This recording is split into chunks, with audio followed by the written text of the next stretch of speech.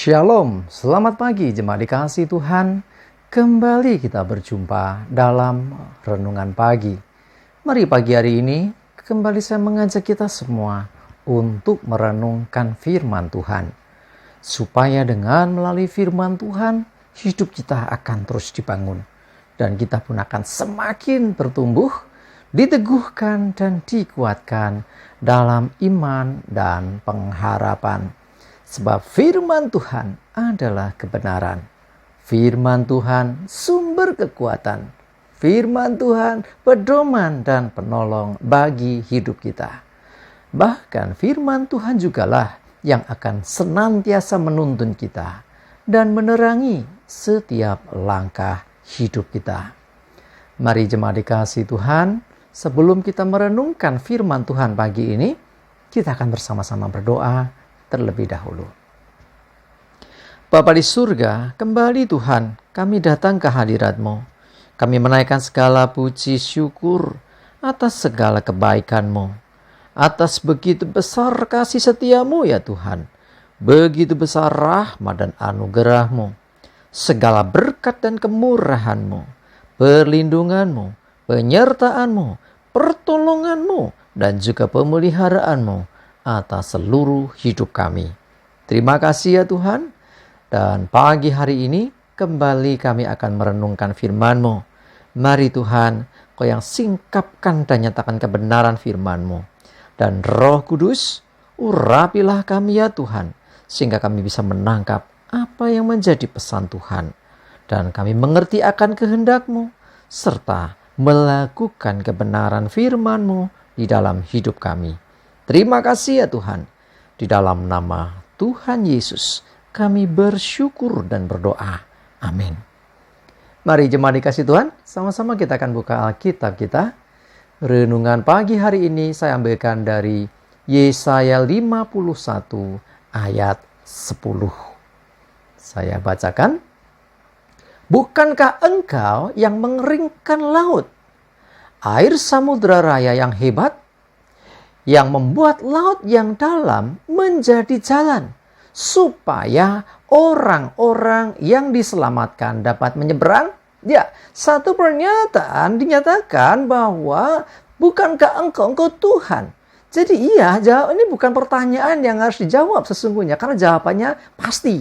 Ya, karena kita tahu bahwa bangsa Israel pernah mengalami satu peristiwa di mana mereka ketika meninggalkan tanah Mesir, meninggalkan tanah perbudakan, dan di tengah perjalanan mereka berhadapan dengan Laut Teberau.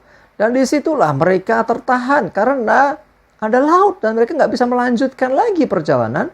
Padahal di belakang mereka ada pasukan Firaun yang mengejar mereka. Nah, ini situasi yang tidak mudah. Situasi yang seakan-akan ya kalau menurut hitungan atau ukuran kita sebagai manusia, ini jalan buntu. Boleh dikatakan akhir segalanya. Karena apa? Karena bangsa Israel bukanlah pasukan yang terlatih berperang. Mereka ini mantan budak. Ya, sebelumnya di tanah Mesir mereka kerja sebagai budak, bukan dilatih perang.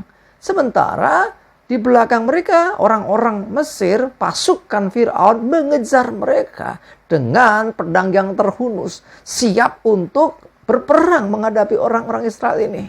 Nah, apa yang terjadi? Ini kan sebetulnya sudah nggak ada jalan lagi. Nah, disitulah Tuhan berperkara. Ya, lewat Musa, laut itu terbelah.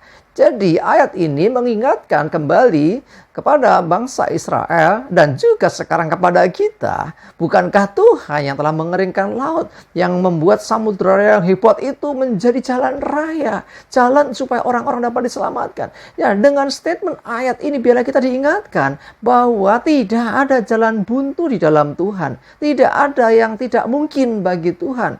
Tidak ada yang mustahil bagi Tuhan. Dia sanggup melakukan segala perkara. Kalau engkau menemui seperti bangsa Israel pada waktu itu, situasi dan kondisi di mana engkau nggak menemukan jalan keluar bagi masalahmu, engkau nggak tahu lagi mesti berbuat apa.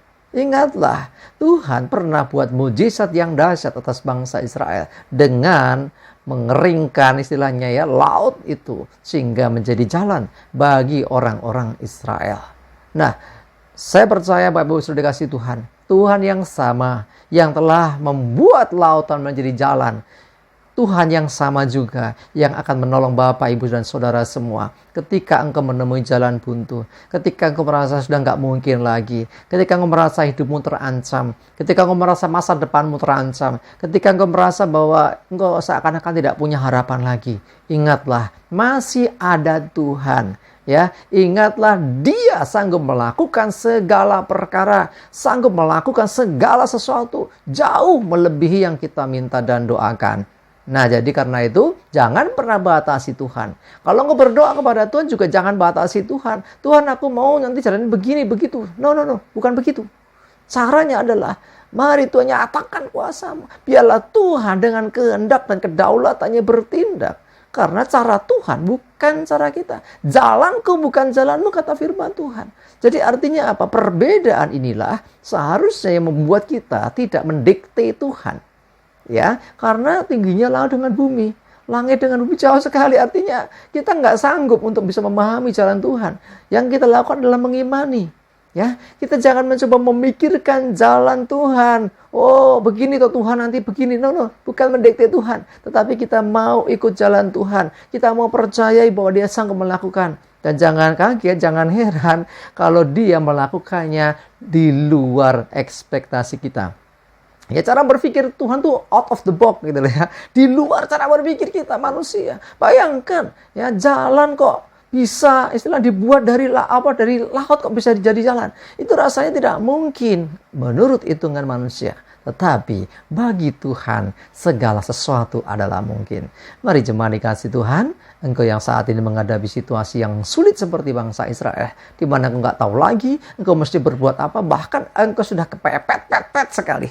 Ya, nggak bisa berbuat apa-apa lagi. Masih ada Tuhan. Ayo, datanglah kepada Tuhan. Mintalah kuasa Tuhan bertindak menyelamatkan hidupmu. Dan Dia yang menyelamatkan bangsa Israel waktu itu. Dia juga yang akan menyelamatkan engkau. Dia sanggup membuka jalan.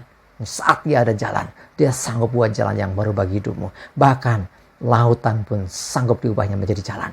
Artinya, ketika engkau menghadapi masalah, seakan-akan tidak ada jalan keluar. Ingatlah, selalu ada jalan bagi Tuhan. Dia sanggup melakukan segala sesuatu. Jauh melebihi yang kau pikirkan dan doakan. Amin. Kita berdoa. Tuhan, terima kasih. Kami belajar sesuatu hari ini. Engkau Tuhan yang berdaulat dan berkuasa jauh melebihi apapun juga. Bahkan juga jauh melebihi cara berpikir kami. Jauh melebihi kekuatan alam sekalipun. Karena Engkau Tuhan yang berkuasa di atas segala-galanya. Engkau yang maha kuasa. Ketika jalan buntu ada di depan kami, Engkau sanggup buka jalan bagi kami. Seperti yang pernah Engkau lakukan atas bangsa Israel.